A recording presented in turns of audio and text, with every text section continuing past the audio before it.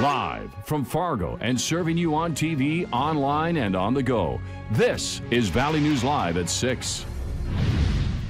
There may be suggestions, but no chosen solution in how to help students with violent and disruptive behaviors locally. The area's least restrictive environment, or LRE task force, has presented its results, and advocates are calling it a win. Valley News Team's education reporter Veronica Marshall tells us what's next. Let's stop thinking about bricks and mortar and segregation.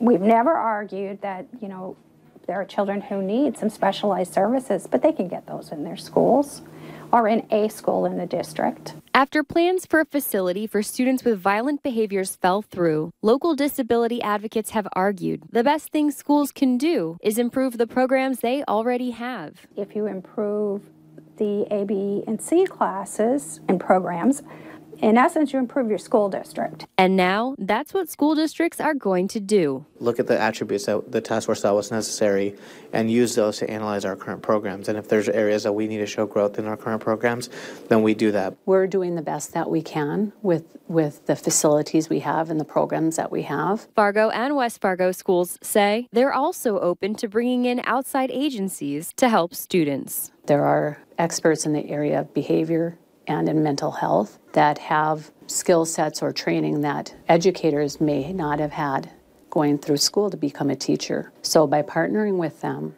I think we can better serve students. But the option of a special education-only building isn't entirely off the table. Fargo Public Schools says its upcoming Building Use and Capacity Task Force will determine if such a facility is possible. If that happens, advocates say we'll be back to square one. We will still have the problem with segregating children with special education needs and disabilities into a building on their own, which we still contend is a violation of special ed and civil rights law. So yes, we'll be right back where we started. In Fargo, Veronica Marshall, Valley News Live. While the Fargo area is still grappling with how to proceed, the state of North Dakota is stepping in to try and help. Legislators have introduced a bill in Bismarck that would study the impact of students with violent and disruptive behaviors, along with the need for a uniform reporting system. North Dakota's School Board Association supports the measure, saying behavioral issues have become a big issue across our state, and understanding what is happening and ensuring we are all talking about the issues and reporting them the same way will be integral in finding solutions. Advocates say the bill is a good start, but it doesn't go far enough. It talks about getting a handle on the impact, but it doesn't necessarily want to look into what is causing it or how do we prevent it. The Senate's Education Committee unanimously passed the bill. It could go before the full Senate as early as tomorrow. Better deal with last night's snow soon. Temperatures will be falling in the coming days. Let's find out first what to expect this evening. Hutch? Well, we are starting to see a break in the clouds move in from the west with fresh snow and very little in the way of winds. Some of us will see some temperature drops pretty quickly. In fact, that's taking place. It's 4 below zero already in Grand Forks. There's that clear spot out to the west. South of Saskatoon, a warm front is pushing our way. So tonight, rapidly falling temperatures, I think below zero now in Fargo by bedtime. The clouds increase as we go into the overnight hours, limiting our cooling, however. Grand Forks, your temperatures are already sub-zero. I think that's where they're going to be. Tomorrow, late in the day, wind picks up, and this fluffy, flaky snow, Mike, is going to begin blowing.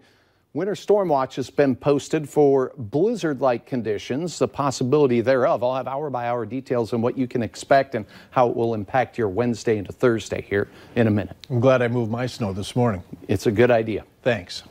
A Fargo man will serve 4 years in prison for robbing a local jewelry store. 25-year-old Victor Velasquez was sentenced today to 4 years, followed by 2 years probation. He also faces at least $5,000 in fines. He pleaded guilty to robbery with a dangerous weapon at Riddle's Jewelry on June 29th. He zip-tied an employee, then forced the others to gather a bag of jewels and bring them to his white van. Velasquez was eventually arrested along Interstate 29. A man from Polk County, a male man from Polk County, is facing a felony charge after admitting to stealing $100 gift cards and also $1,000 worth of cash while working at the Gully Post Office.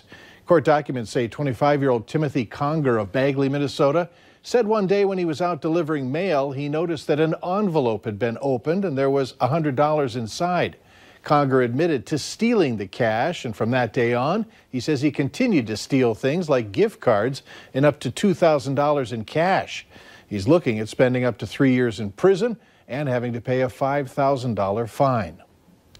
An 18-year-old woman could be facing charges after police say she accidentally discharged a firearm in a Grand Forks apartment. Police say it happened just before noon. Haley Reese told police that she mishandled a shotgun inside her home when it went off. A round went through the apartment floor and traveled into an unoccupied area of the building beneath her apartment. Nobody was injured. Police say that Reese will likely face a charge of discharging a firearm within city limits.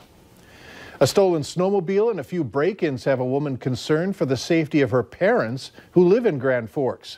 Police are urging people to remember to lock their doors and to write down serial and VIN numbers of their household items because it can help bring back some of those stolen items.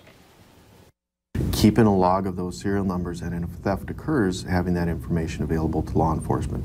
Those items can then be entered into a national database, and if and when they get pawned, wherever the case may be, we now have a thread to run back to who committed that particular offense.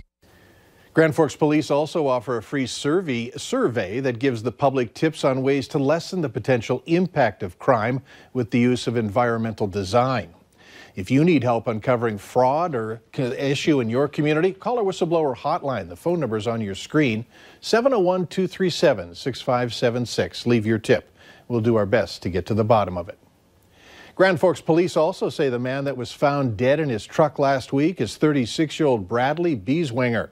Bieswanger was found in the 400 block of North 4th Street on Friday. While the investigation continues, police say that carbon monoxide poisoning may have been a factor in his death. It appears as though he was sleeping in the back of the pickup bed and using a propane heater to try and stay warm. Fargo CI Sport is a step away from getting a 5-year property tax break as part of its purchase of the former Gander Mountain building and surrounding land in South Fargo. The City Tax Committee is recommending that the full commission approve the exemption, which would total $150,000. CI Sport is looking to move from its current downtown operation on Broadway to the building located along Interstate 94. CI Sport makes and sells embroidered, screen, and digital clothing for businesses and sporting teams.